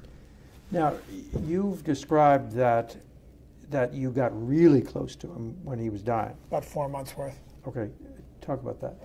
Interestingly, Dad had come out to Whitworth University to speak to the political science class for my son, and he was kind of ill, not feeling as good, energy drained. He had a bad hip and a sore rib.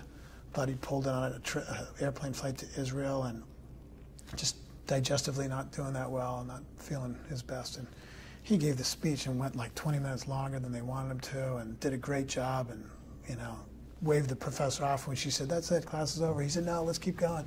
And everyone loved it, but he couldn't even fly to Seattle after that flight to visit his family. He had to go home because he was so tired. Well, soon after that, in early December, I was down in Atlanta at a marriage movement retreat of leaders, trying to create collaboration. And there was a devotion time before one of the days. A lot of Christian leaders, for the most part, a few government leaders. And during this music time, I started thinking, Dad could get ill and pass away someday. And I've never thought of that. I've never thought of Dad dying. He's just an assumed force in my life, and a big one, and one that I take for granted. I have so many blessings from him, so much encouragement. I am so much of what he's done in my life. But he could die. What's it going to be like when he's gone? And I let myself go into that moment and go into that picture for a minute, and I started to really become sad in a way I've never become before. And I was kind of heaving a little bit, and this is a weird story. It's a great story, poetic story. A formerly fatherless man who had fathered kids out of wedlock, who had been a drug addict and had been in jail, and who had had his whole life turned around by coming to God, and then found his ex-girlfriend and married her despite the government saying that's not smart. And then they collected all these kids, some of which they had together, some others they had separately. And then they had more kids themselves. Then they started an organization to teach other dads how to connect with their kids when they're estranged. And he's mentored 2,500 prison and drug addicted and kind of estranged fathers. Amazing program called Dads in Seattle. Marvin Charles, big African American guy, friend of mine, and he's at this conference with me. And he said, "You okay, Jeff?" And I said, "Marvin, I think I'm going to cry." And he said, "Oh, brother, what's wrong?" And I just told him, "I'm thinking about my dad. Someday he'll be gone. Wonder what that'll be like." And so I just started crying. And he put his hand on me and prayed for me. Here, this fatherless guy praying for me who had a great dad. All in my life, I've had this dad. And so the rest of that conference, I was in a pretty somber mood as I considered this. And I didn't think anything was going to happen or anything, but I just was in a different place emotionally. Within a week, I found out he had cancer, and it was stage 4, and he was going to die. And when I got the news, I was like, wow, I'm prepared. And I felt like I didn't grieve during the cancer time. if I made any mistake, it was giving Dad too much of a fighting spirit attitude that you can lick this with some chemo and some radiation. Whatever the doctor said, doctors were really saying, you can try this, but it's just going to make you uncomfortable. You know, and I'm saying, well, yeah, a little discomfort before you get better for 2 years. And I'm just hoping for some last hurrah of a very wonderful chapter of life for Mom and Dad together. And all these spiritual truths kind of coming to fruition with him kind of becoming comfortable with not being a star, just being Jack. Dad, friend, imperfect person, transparent. And I'm seeing some of this. Anyway, I loved those visits with him, and we had those type of talks. And I looked for it and couldn't find it. I had a 4-page bullet point letter of all the things I wanted to thank him for. And I sat Mom and him down in their little family room. This is probably on my second visit to Bethesda, maybe in February. He's pretty ill and pretty weak, but not in terrible shape yet. And I read him this list, and it took a while, like 15 minutes. And I'm laughing some, and then I'm crying a little bit. Mom is crying and laughing just a little bit. Dad's laughing and then crying and then crying, and then we're all hugging.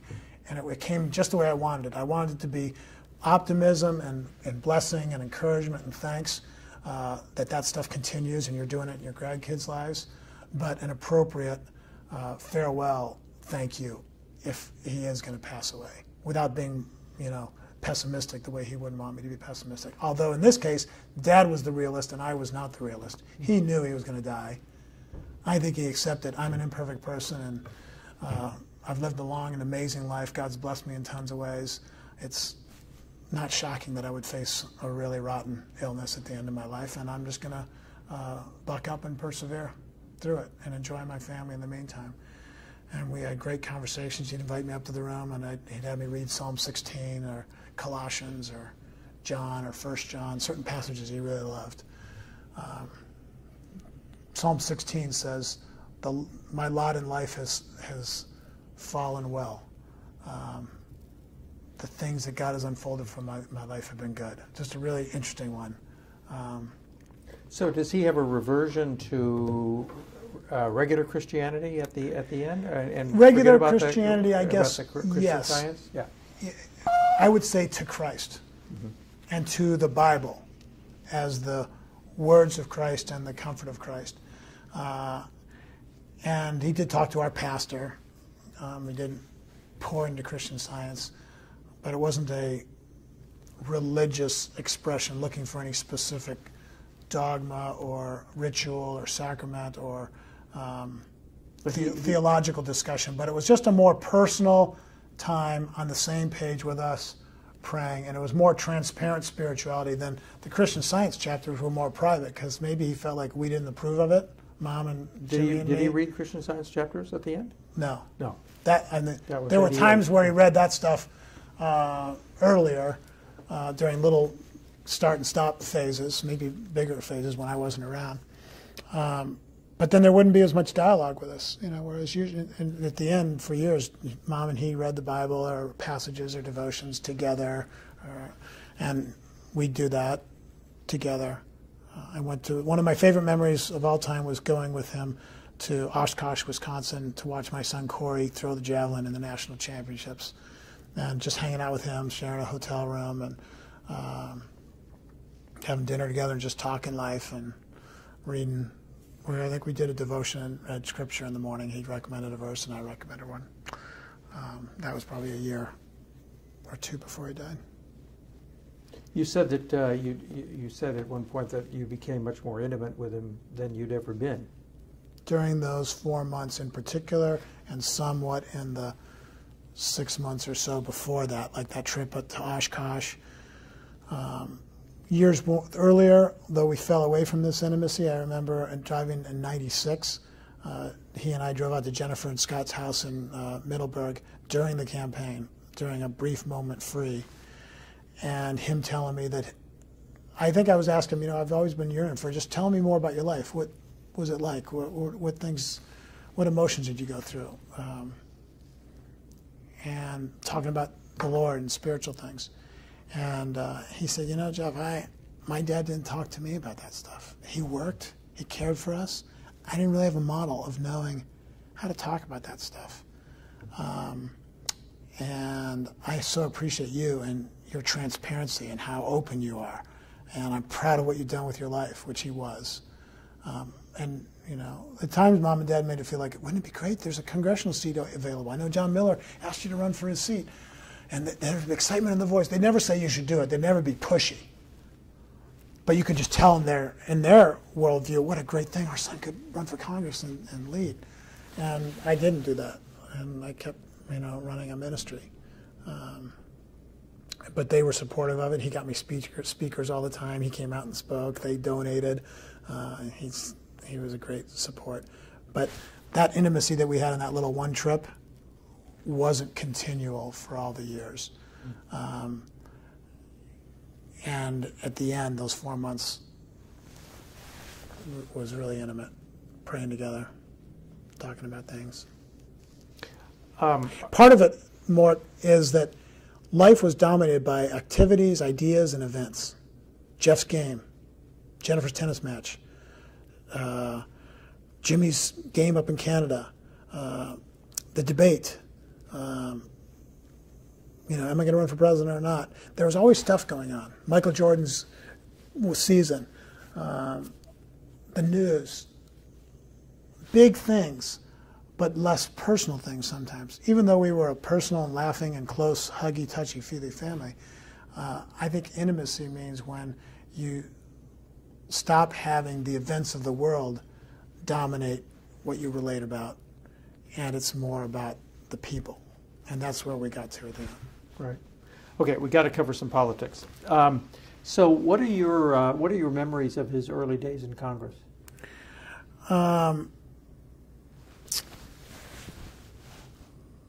Early days in Congress, the many ethnic picnics that we went to, most of them Polish probably, and they would be held at these outdoor parks all around the Buffalo area in Erie County. And we would go and have some food, maybe play jarts with some of the kids that were there. Sometimes we wouldn't have time to do all that. We'd kind of roll in. Dad would give a little speech, and then we'd shake a bunch of hands. People would have signs. It was not really fancy and big. This was really mom and pop hometown campaigning. And we would do it as a whole family. So I definitely remember that as an early political memory.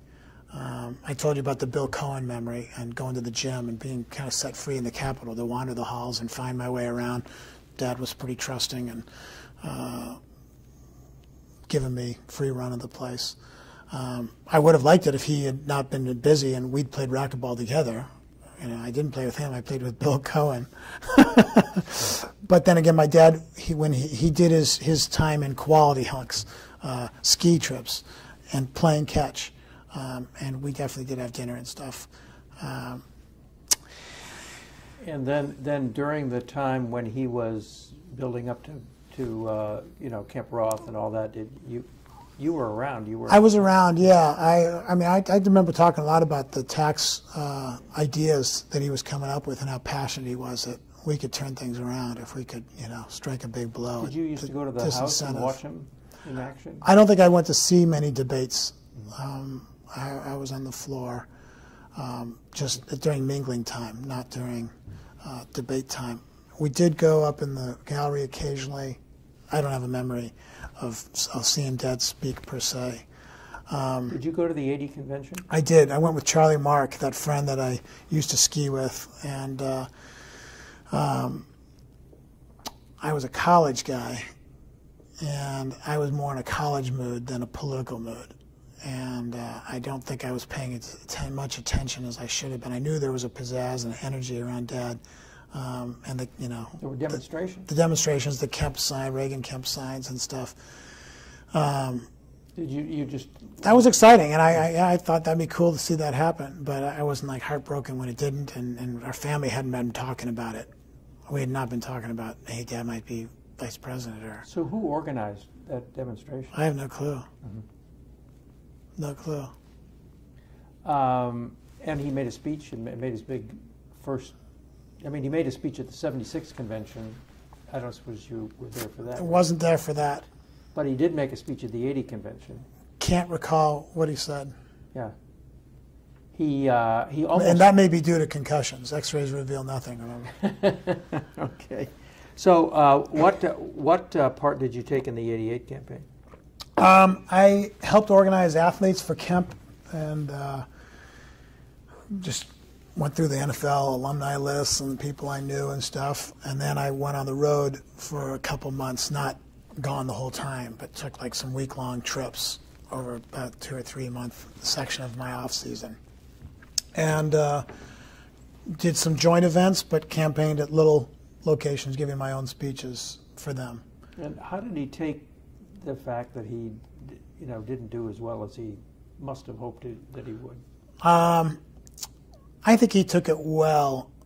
I think he, like I said, he had the long scope of history. He'd seen Churchill and Lincoln and others advance ideas and not get the political momentum in their favor, and felt like it was yards down the field, even if they didn't push it in the end zone. And I do remember his concession speech. What is it when you drop out? You give a speech when you drop out, and that was noble and positive and uplifting. And these ideas live on, and I'm here to keep advancing them. And you people have done great things, and very much appreciation for everyone. It was humble and positive, and just felt good about him having tried. So I don't think he felt terrible. I think he felt there's another chance is going to come. Did he act like he really, really, really wanted to be president someday when you were growing up? I mean, No. was that part of the, No. I'm going to be president? No. Like I'm going to be a pro football player? Well, it'd be one thing to say, I'm going to be the MVP of the league and go down as a Hall of Fame QB. He didn't say that. He said, I'm going to be a pro football player and a great one and lead my teams. I think the same thing in politics. I want to make a huge mark in America, and I want other people's ambitions to push me to the highest office possible, if that is appropriate and if God wills that. And he used to always say, you're in your right place. This is part of Dad's macro theology that I cherish and appreciate. He always said, God has a plan. You're in your right place. You may be third string now. You may have just lost this election. You may have been beat by Al Gore in this little VP debate. You may have blown your knee out. You may not be popular in the fraternity or with the girls. But you're in your right place. Things are being seasoned. The stew is still cooking. The end of the story hasn't been written yet. Your day's going to come. This is a direct quote. Think like a starter. Act like a starter. Your day's going to come. Hang in there. You'll be a great starter. That was what he said to me in football to keep me going.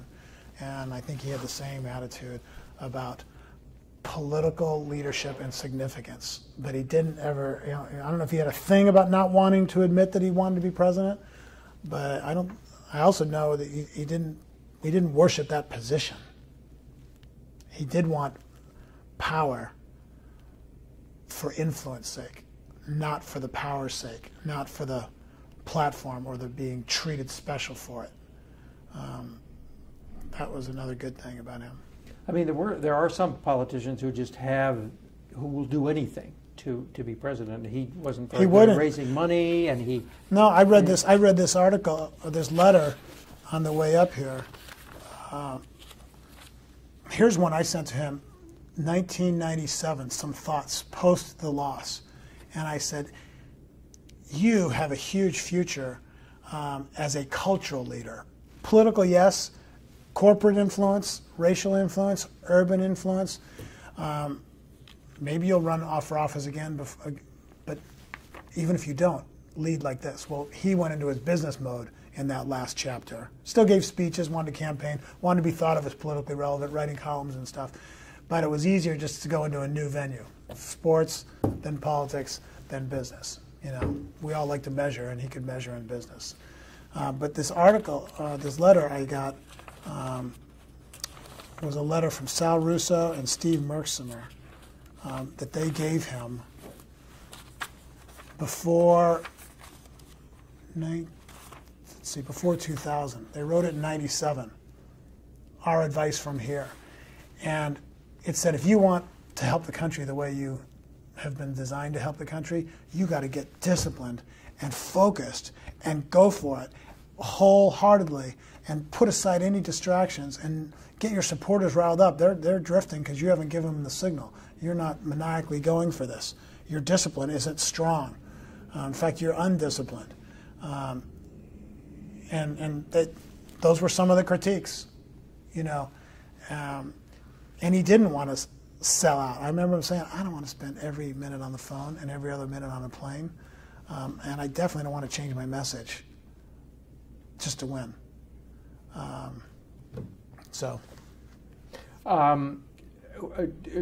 What do you remember of anything during the HUD years when he was, you know, trying to push through?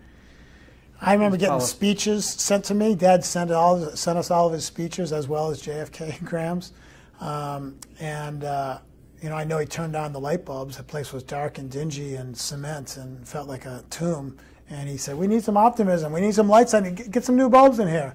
And so they got new bulbs and brightened the place up. And he started putting pictures on the walls. And he saw that most of the staff were African Americans, so he had all sorts of Frederick Douglass and George Washington Carver and obviously King and other leaders posted. You know, lots of Lincoln stuff too. You know, the Homesteading Act and things like that. He went back to the roots and, you know, we're supposed to make opportunity and ownership available. And the stories, he just lit up telling about Bertha Gilkey and Alice Fraser and the Queen's visit to Alice's house and Bertha's transformation of the neighborhood with her leadership and cleaning up the gangs and starting little businesses. And I think he loved the Alice Fraser story the most, where she hugged the Queen, and I just wanted to welcome her to my palace. And that, you know, that contrast meant the world to Dad. That he didn't bemoan the Queen living in a palace, and he didn't bemoan the CEO of, you know, IBM having a yacht and a big home. But he definitely wanted that person to understand that they had to have begun at some point in the past as the person that didn't even have a job and was just looking for an education. Then he, more than that, he wanted that person who has yet to have a job and own a truck or a trunking company or a corporation to know that you can be that.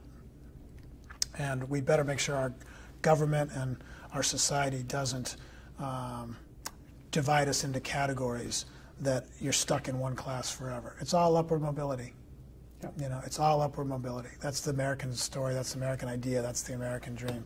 And so he did love those HUD days. I think that brought the best out in him.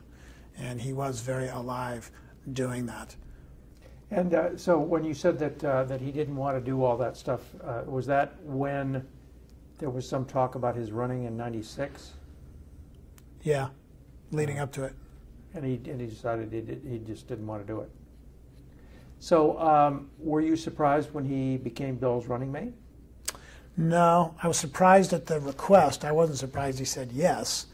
How did you find out about it? I was at a beach camp, family camp down at Cannon Beach, Oregon, with my family, and we got a call from my office in Seattle at the Families Northwest organization I ran, saying, we got all these press calls for you to comment on your dad being chosen by. So that Dad might be chosen. So I called Dad, and they told me they were just barely finding out. They just had that secret flight in Kansas and stuff. So I think I kind of found out simultaneous with the rest of the country.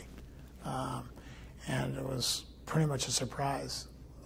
Kind of like, you know, Dad was excited when he heard me say the Rams, you know, signed me as a free agent. This was Dad being excited that Bob Dole drafted him as a free agent, who'd been his sparring, but historically, what was his attitude toward Dole? He was part of the stodgy, boring, too much status quo Republican Party. And so Dad's attitude toward Bob wasn't good. Like, he'd be tougher, I said, on a Republican than he would a Democrat. You know, you're a Republican, you should know better. You should be for Lincoln and growth and this.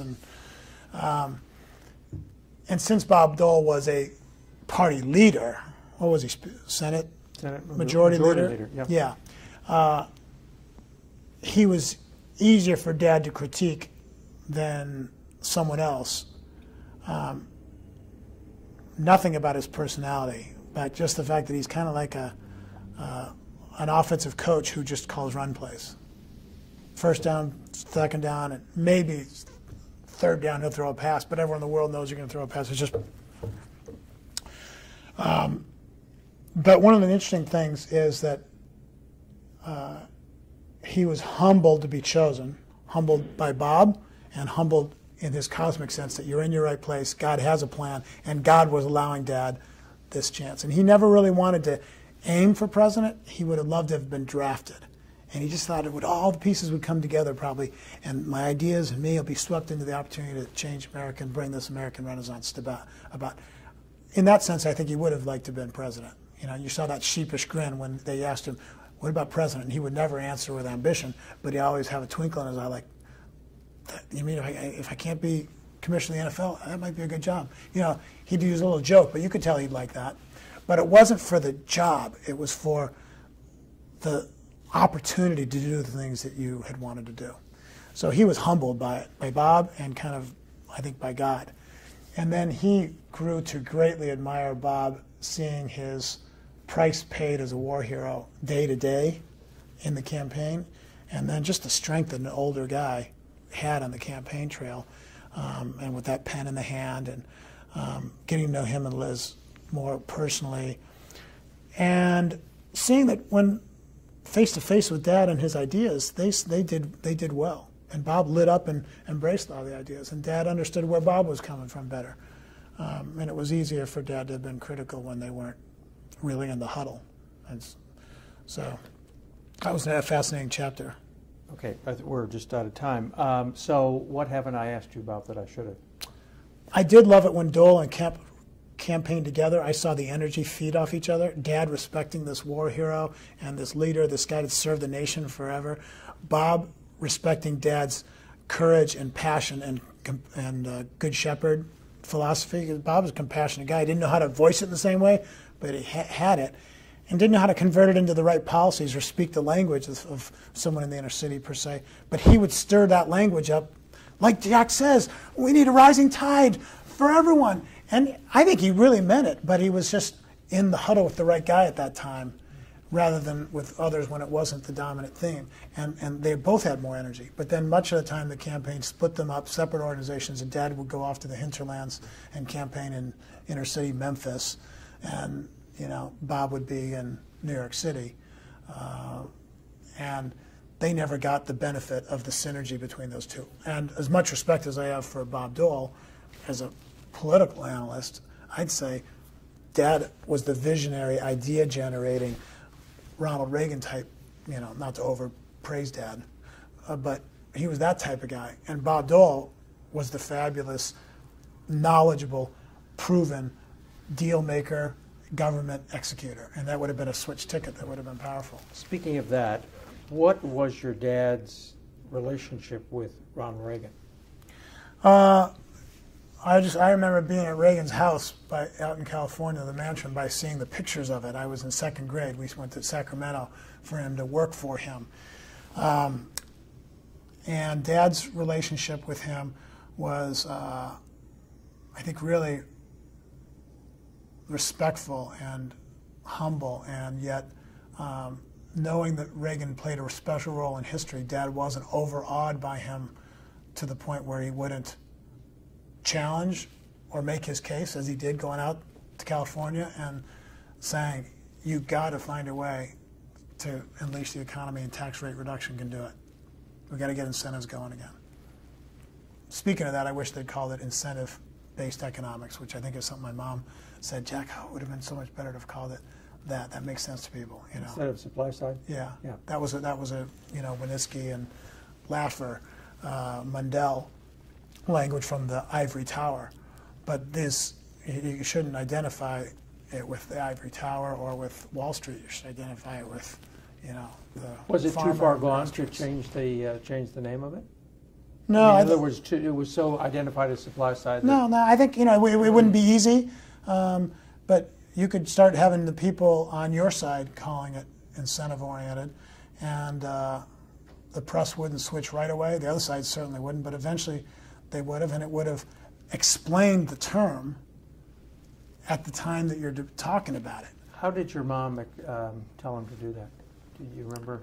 That wasn't something that she told him before they really could do something about it. It was kind of a little bit later in the cycle. And I can't remember her saying it and Dad not agreeing as much as Dad's kind of saying, hey, it already is what it is. Yeah. And it was a little bit after the chapter, more Monday morning quarterbacking. And not in a critical way, just Mom wanting the ideas to gain more traction and thinking that would have helped. Your mom knew a lot about what he was into, about his issues and what was on the floor, and pretty well. They talked. She was his confidant. They talked about leaders. She helped him with people, judgment on people. She helped him with names. They were both good with names. She was great. They definitely talked about issues and debates. I mean, she's the one who helped encourage him when he got sent to San Diego to Buffalo, from San Diego to Buffalo, and that made him probably not want to keep playing, at least at first. And she and both his mom encouraged him. His mom and my mom did.